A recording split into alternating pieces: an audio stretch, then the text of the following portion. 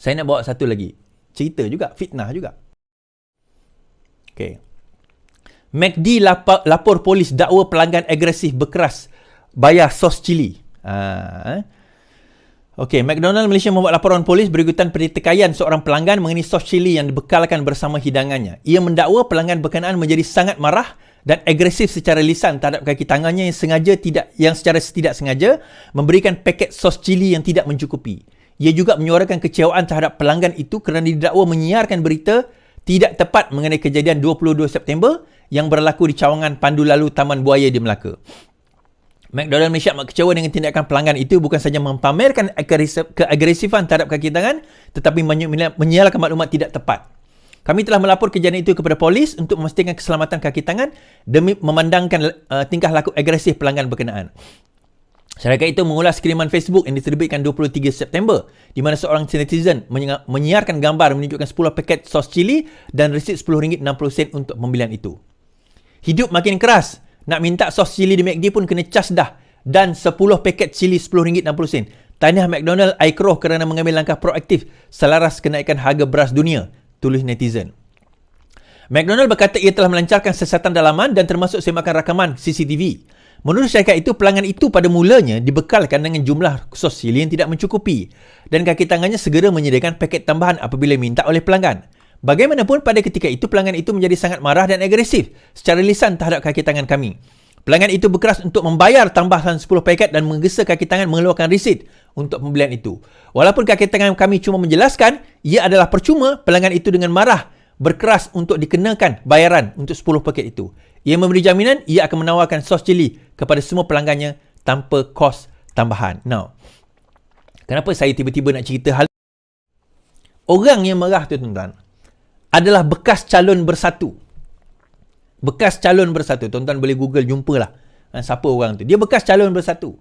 Dia nak viral kan. Kononnya, tengok harga barang dah mahal. Saya harga ni terpaksa bayar RM10.60 untuk 10 paket sos cili, dia kata. Tengok, saya terpaksa bayar ni. Nampak?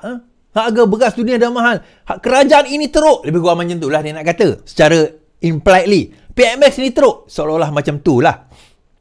Seolah-olah macam tu lah. Now, isu dia, tuan-tuan, bila McDonald kata, dia kata tak pernah pun dia orang minta bayaran. Tetapi orang tu datang, dia marah-marah, dia tak tahu dia maki ke tidak, dia marah dengan agresifnya. Perkataan dia guna agresifnya. Dia terus kata, aku nak bayar. Dia minta resit. Sebenarnya, bukan tujuan nak bayar tu, bukan bayaran itu. Tetapi, dia nak viralkan diri dia. Kononnya, posting itu dia nak viralkan. Dia nak kata bahawa kerajaan ini teruk, tuan-tuan. Dia nak kata kerajaan ini bermasalah. Dia nak cerita macam tu. Dia nak kata barang telah mahal. Dia nak cerita macam tu. Dia nak kisahkan sedemikian. Itu dia punya naratif dia nak buat. Tetapi dia salah kona. Kenapa saya kata salah kona? Yang dia nak maki bukan kerajaan. Yang kena akhirnya tahu siapa, tuan-tuan? McDonald. Dia konon-kononnya nak kenakan kerajaan, tapi yang kena McDonald. McDonald yang tiba-tiba kena. Sebab nama McDonald terpalit dan McDonald ni adalah international company. Syarikat international, bukan calang-calang, bukan kaleng-kaleng, bukan boleh main sebarang-barang. Dia ada brand dia nak kena jaga. Tiba-tiba benda free, kau kena bayar. Kau kata kena bayar, kau claim. Bukan setakat dia buat laporan polis, apa orang kata, kerana mengugut. Kira mengugut lah. Kan dia kira mengugut lah benda tu. Boleh dikira sebagai mengugut. Tetapi dalam masa yang sama, benda itu juga telah damage image McDonald dan McDonald boleh saman dia. McDonald boleh saman walaupun dia dah padam posting itu, tapi posting itu dah go viral. McDonald boleh saman beliau. Ini bekas calon bersatu, tuan-tuan. Itu saya kata tadi, yang berkawan dengan PAS sekarang ini, akhlak kat mana? Akhlak kat mana?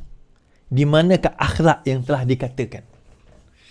Akhlak yang telah dibincangkan. Maulid Rasul, kita cerita Maulid Rasul dalam konteks Maulid Rasul ni, tuan-tuan. Berceramah dekat pelangai, berceramah dekat sana sini, ni tak lama lagi ke Maman. Berceramah ni.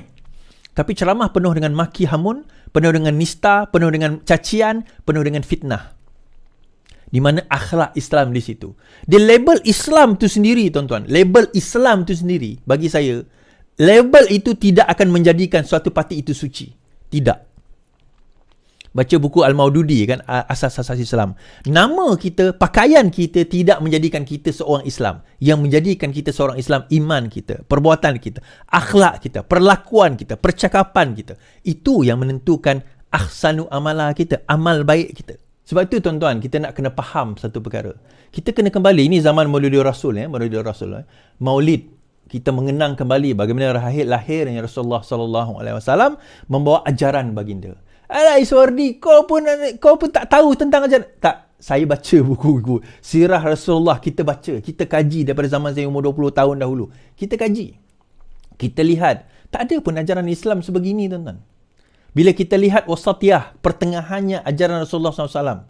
Baginda cuba menghapuskan racism, semangat kabilah dan semangat perkauman yang kuat.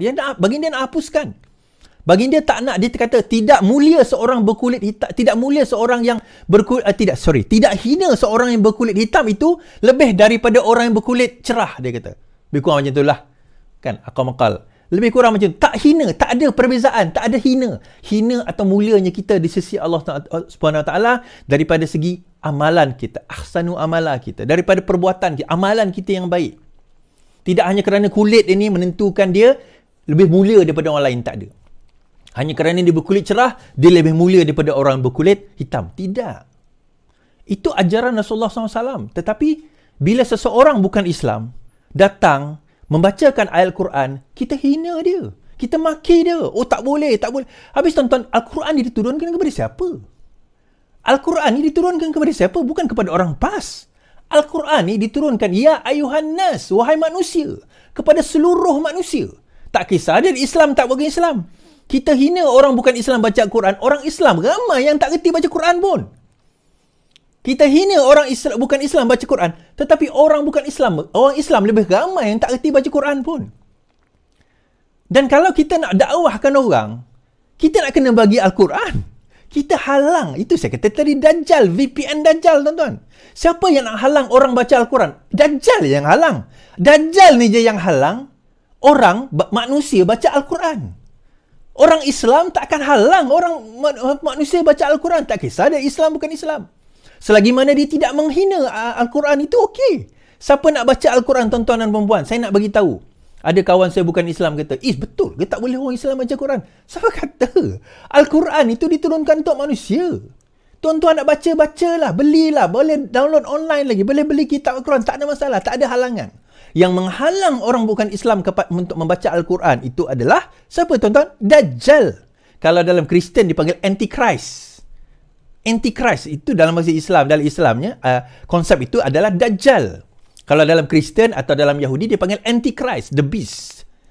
Kan? Itulah Dajjal. Dajjal, tuan-tuan, dia akan halang manusia daripada membaca Al-Quran, menghayati Al-Quran. Tak, tuan-tuan, nak baca Al-Quran, baca. Tak dah semestinya kita nak masuk Islam baru nak baca Al-Quran. Tak. Baca je. Orang bukan Islam boleh. Nak miliki Al-Quran, silakan. Beli. Yang menghalang orang yang membaca Al-Quran ni siapa, tuan-tuan? Dajjal. Pengikut-pengikutnya akan halang. Tu je. VPN Dajjal. Silakan. Itulah, tuan-tuan. Tak. Membetulkan akhlak. Ini ke akhlak orang yang dibawa oleh orang PAS? Ini ke akhlak yang dibawa oleh orang PAS, tuan-tuan? Yang diajar oleh Islam. Adakah ini akhlak yang diajar Islam? Yang dibawa oleh orang Islam? Inikah dia? Perjuangan yang dibawa oleh orang Islam. Tuan-tuan, saya nak cerita. Dajjal ni, pengikut Dajjal ni, kalau dia datang kepada manusia, dia bukan datang dalam bentuk muka dia, apa orang kata, muka dia jahat, hodoh, dia suruh manusia sesat. Bukan. Dia datang dalam bentuk, dalam benda yang manusia suka. Familiar. Kemudian dia pesongkan manusia seolah dia kata itulah dia ajaran Islam yang sebenar. Jadi dia follow orang tu tapi dia tak tahu sebenarnya mereka telah terpesong dengan ajaran itu. Sebab itu, tuan-tuan, bukan saya nak kata dia orang ni Dajjal, tapi tuan-tuan fikirlah sendiri. Bila mana dia maki, dia hamun, dia fitnah, Allahu Akbar, dia takbir. Kita adalah Allahu Akbar. Dia adalah fitnah, Allahu Akbar. Tapi bila kita cerita pun PMX, kita cerita tentang Islam, PMX kita cerita tentang apa orang kata nak mengislamkan orang lain. Oh, ini adalah tak guna. Ini dia seolah nak mohong rakyat. Ni nak mohong rakyat lah ni. Dajjal, salah satu benda yang dia ucapkan, dia berucap dalam nada agama Islam supaya orang terpesona, terpana, Tetapi dalam cakap dia itu penuh dengan penipuan-penipuan yang memesongkan manusia. Itu Dajjal, tuan-tuan. Itu Dajjal Kubra, Dajjal yang besar, the ultimate Dajjal. Tapi dia ada pengikut-pengikut dia. Dia ada pengikut-pengikut dia yang bercakap. Dalam fikiran dia, ini betul. Tak salah kita nak guna fitnah. Tak salah kita gunakan maki hamun. Tak salah kita gunakan tuduhan qazaf. Tuduh orang ni liwat. Tuduh orang ni zina. Tuduh. Tak salah. Kerana apa? Kita nak membawa agenda Islam. Yang penting Islam tertegak. Itulah Dajjal. Itulah pemikiran Dajjal sebenarnya. Dajjal tak suruh kita tak semayang. Tapi Dajjal akan suruh kita berlebih-lebihan dalam semayang. Dajjal tak suruh kita tegakkan Islam. Tetapi Dajjal akan suruh kita berlebih-lebihan dalam menegakkan Islam. Sebab itu bila kita pelik, kenapa orang akan boleh ikut Dajjal? Padahal Dajjal ni bawa kesesatan. Sebab Dajjal menyelimutkan kesesatan itu dengan selimut agama. Salah satunya, diselimutkan dengan selimut agama. Tetapi inti di dalam selimut agama itu adalah sebenarnya kebatilan. Itulah permainan Dajjal. Tak percaya, tonton baca komen ni. Tonton baca komen. Cukup. Komen yang menghentam, komen yang menghina, komen yang mencaci cerca. Itulah dia. Permainan Dajjal, tuan-tuan. Dan pengikut-pengikut ini, dia tak sedar. Tuan-tuan ingat, pengikut Dajjal ni sedar ke dia ikut Dajjal? Tuan-tuan ingat, pengikut-pengikut yang mengikut Dajjal, dia orang sedar ke dia ikut Dajjal? Tak. Dia orang tak sedar. Dia ingat dia berada pada jalan kebenaran. Tetapi mereka berada dalam jalan kesesatan. #VPN Dajjal. Boleh tak tuan-tuan? Tulis. #VPN Dajjal. Boleh tak? VPN Dajjal. Kita ada terma baru lah. VPN Dajjal. #VPN Dajjal.